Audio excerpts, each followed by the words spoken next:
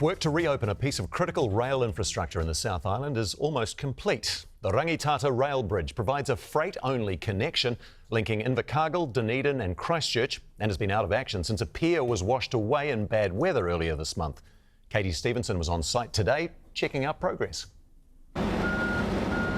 Working quickly to get freight operations back up and running.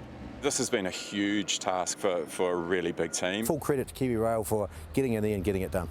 A temporary structure built in less than a fortnight. The spans are reinstated, we've got temporary work supporting the bridge, we've got rail going on because that all bent and got horribly out of shape. After a pier was washed away in flooding on April 12.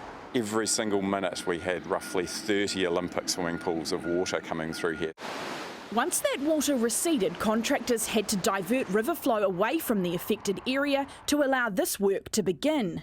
Normally around 8 freight trains travel across the bridge every weekday. While it's out of action, freight's being moved by road between Ashburton and Timaru, which is about 50 kilometres. It worked well in this situation, but let's not try and repeat it. Leaders in the region calling on the government to prepare for the future. The infrastructure in Mid and South Canterbury is ageing. We need to get in there and have a look and see whether it can stand up to these weather events, and if not, make it durable so we're not disrupted again.